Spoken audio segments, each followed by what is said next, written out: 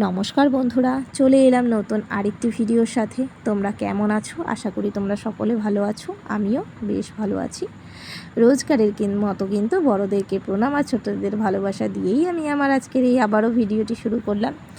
তো তোমরা যে যেখান থেকে আমার এই ভিডিওটি দেখছো, যদি ভালো লেগে থাকে অবশ্যই একটা লাইক, শেয়ার, কমেন্ট আর সাবস্ক্রাইব করতে কিন্তু ভুলো না। তো দেখো, আজকে তোমাদের সাথে শেয়ার করব আমি ধুলি শাক ভাজা। ঠিক আছে, তো রোজকার তো আমি মোটামুটি তোমাদেরকে দেখাই যে মাছ মাংস কিংবা যাই হোক অন্য কোনো সবজি দেখাই, কিন্তু শাক ভাজা কিন্তু এরকম তোমাদের সাথে শেয়ার করা হয়নি। তা ভাবলাম যে চলো বাড়িতে যখন রান্নাই করব তাহলে একবার আমার বন্ধুদের সাথে শেয়ার করি। সকলেই তো বাড়িতে কম বেশি শাক খাও নিশ্চয়ই। তো তোমরা কিভাবে রান্না করো অবশ্যই কিন্তু আমাকে কমেন্টে জানিও। আর কিভাবে রান্না করছি চলো একবার কিন্তু তোমরা দেখে নাও পুরো ভিডিওটি। ঠিক আছে, দেখে নাও, মানে স্কিপ করো না। ঠিক আছে, তো চলো আমি রান্নার প্রসেসে যাই।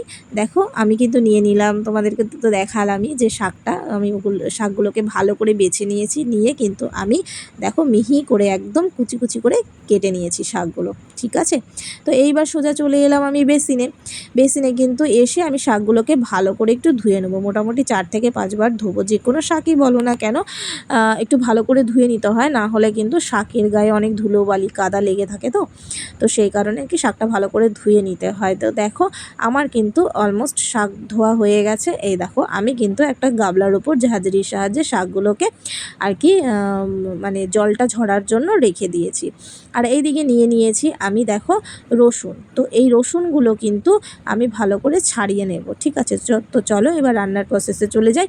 তো দেখো, আমি বসিয়ে দিলাম কড়াই গরম হওয়ার সাথে সাথে কিন্তু আমি দিয়ে দিলাম সর্ষের তেল। হ্যাঁ, আর যে কোনো তরকারি বলো না কেন সর্ষের তেলে কিন্তু স্বাদ অন্যরকম হয়। আর আমি না একটু কম তেলেই রান্না করি। কেন বলো তো, সবারই তো শরীর খারাপ, সবাই আর কি পেটের রোগের আর কি পেটের রুগী। আমি, মা, বাবা সবারই আর কি পেটের সমস্যা। তো সেই কারণে একটু অল্প তেল ঝাল মশলা খেতেই ভালোবাসি আর কি। যদিও ঝালটা অতটা মুখের স্বাদের জন্য খেতে পারি না, কিন্তু তেলটা একটু কমই দিই।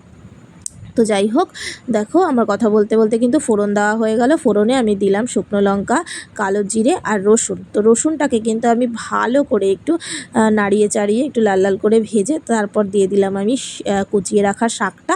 তারপর এর মধ্যে অ্যাড করলাম কিন্তু আমি নুন আর সামান্য হলুদ। ঠিক আছে, তো দেখো তারপর কিন্তু আমি অ্যাড করব 2টো কাঁচা লঙ্কা। তো যে যেরকম ঝাল খাও, আমি তো তোমরা তো জানোই যে আমরা বেশি ঝাল খাই না। তো সেই কারণে আর কি 2টো লঙ্কাই দেব। দিয়ে কিন্তু এটাকে ভালো করে একটু নাড়াচাড়া করে নেব। তো দেখো, শাক থেকে কিন্তু আমার বেরিয়ে গেছে জল। তো জল দেখো প্রায় শুকিয়েই গেছে। তো দেখো একদম শুকিয়ে গেছে জলটা। এরপর কিন্তু আমি আরও ভালো করে নাড়াচাড়া করে রসুনগুলোকে আরও একটু থেতো মতো করে নিয়ে তারপর কিন্তু দেখো আমি এটাকে নামিয়ে দেবো। আর এই শাকটা কিন্তু দারুণ টেস্ট হয় বন্ধুরা। তোমরা যদি এই ধুলি শাক না খেয়ে থাকো কখনো, অবশ্যই কিন্তু বাড়িতে একবার ট্রাই করো। দারুণ লাগে এই রসুন দিয়ে, মানে রসুনের একটা গন্ধ আছে, তো এই গন্ধতেই যেন মানে সত্যি অর্ধেক ভাত খাওয়া হয়ে যায়। তো আমার রিকোয়েস্ট, তোমরা সকলেই একবার অন্তত বাড়িতে ট্রাই করো। তো দেখো, গল্প করতে করতে কিন্তু আমার এদিকে শাক ভাজাটা রেডি হয়ে গেছে। তো আমি এবার নামিয়েও নিলাম। তো কেমন হয়েছে দেখতে? দারুণ লাগছে না? সত্যিই তাই, দেখতে যেমন হয়েছিল খেতেও ঠিক ততটাই সুন্দর হয়েছিল। তো চলো, আমি তো এটা দিয়েই আজকে ভাত খেয়ে নিয়েছি, প্রায় অর্ধেক ভাত আর কি।